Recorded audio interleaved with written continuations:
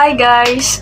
So for today's video, atong hisgutan ang 6 ka-essay ni Rizal. So first is the Filipinas dentro de 100 años. So this essay published in La Solidaridad in 1889 to 1890.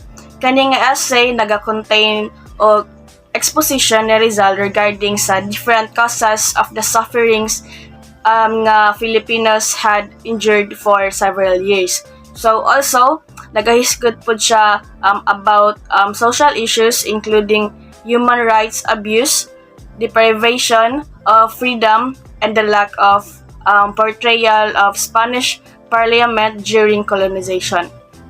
So, as a person, never ko nahimong submissive or passive guy. I believe nga I don't deserve to be manipulated and controlled kay wala ko'y utang to anyone except for my parents and instructors whom I needed to follow. Although sa una ginatuman sa Filipinos ang every words from foreign country kay gina-consider nila or nato sila as superiors. So karon there is a changes kay we stop being a puppet and gipili na nato to stand in our own feet. So knowing this all, na-inspired ko by Rizal's bravery and heroic act kay never did siya hesitate to expose the abusive and wrong treatment sa Spanish government towards Filipinos. So The Portalapano is a play that was written by Jose Rizal. Gipublish ni siya in order to answer Father Salvador Font sa pag-prohibit sa mga tao nga basahon ang No Limitang Here kay di siya ganahan sa novel. So as Rizal's way of revenge is through writing, never did siya resort to any kind of violence. So sa kani nga play, gina-portray diri nga si Rizal gikan sa future accusing the friars during his time with sarcasm. Rizal and I are somewhat different kay di na ako makita ako ang sarili revenging to someone bisag na-offend or nasuko nako. Yes, I get angry, irritated, and annoyed and offended, but I don't do back what people do to me kay maunang gitudlo sa ako ang mama to never fight back and let karma do its job. So para sa ko aman good, ang the best way para mag-revenge is to never revenge. So after reading about this, I feel and I realized that Rizal was really just like us. A normal person who gets angry and he make revenges pero at least never just siya nang hilabot og tao physically, and that's still nice of him. So because resorting to violence really never solves anything, mauna noon na makapalala sa sitwasyon. And Rizal have a point on never doing that, so even how chaotic and complicated the society back then. So in today's generation, judging someone is like habit to people. So judging based on the appearance, action, and even status in life is very common sa karon nga panahon. So others judge a person based on the information nga nadungog nila sa laing tao og maunang makaresulta sa wrong information, maong ma-judge nila ang usa ka tao. So people quickly judge others without even trying to find out the truth, og di pa jud nato ma-deny ang fact nga daghang gitaon nga mas ginapili na lang nila i-add ilahang life kay para maka-scapegoat sa judgment or mga judgmental nga tao. Kay para sa ilaha, ang pag-suicide is mao na makatabang sa ilaha nga makuha ang peace nga ilahang gusto nga wala nila nakuha atong buhi pa sila. It is very sad to say that there are some people who still doesn't care about the feelings of others nga mas gina-continue pa nila ilahang pag-judge sa tao even though nakabalo na gusto sila kung unsay mahatag ana nga impact sa usa ka tao. So people must be sensitive on what they are saying. So it means that they should not judge someone based on their appearance, status in life, or past experiences, and judging even based on what sa ilahang mga nadungog sa laing people. We have our own lives, so instead of interfering in other people's lives, we must choose to be a good citizen and love our neighbors to avoid conflict and for us to have a peaceful life.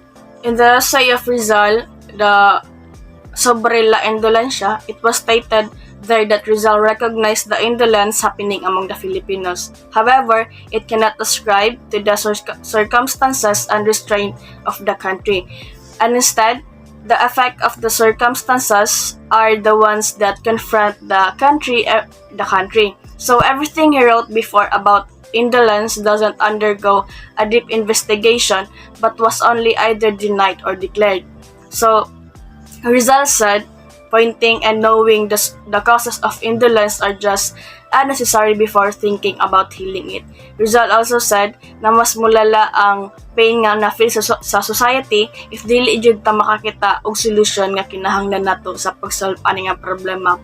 He also added that Filipinos should not lose hope in fighting indolence, and he believes that the Filipino weren't the only one who brought themselves under adversity, as they don't own their lives. Og ang number one nga solusyon para sa atong problem is ang education and freedom. So I cannot see myself as being submissive to anyone, just like them submitting themselves to the Spanish regime.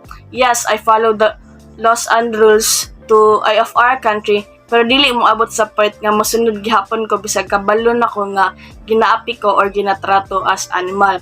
I cannot see myself allowing someone to degrade and see me as inferior because I believe that walay bisan kinsa nga pwede mo devalue or humiliate sa usa ka tao. I pity my countrymen during those times kay di man lang nila ma-fight ilahang rights.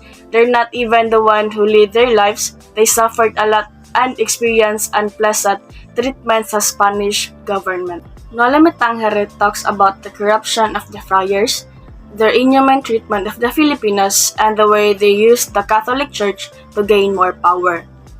So, the Nolimitang Here is also a love story about the two lovers named Crisostomo Ibarra and Maria Clara. So, the Nolimitang Here was written as a wake-up call to all the Filipino for them to have an idea about the cruelty and injustice they are facing in the hands of the Spaniards. So, gusto ni Rizal ipakita sa mga Pinoy nga dili jud maundang ang pang-abuso sa Spanish government if dili sila mangita gud og pamaagi para maundang ang ilahang mga binuhatan nga di maayo.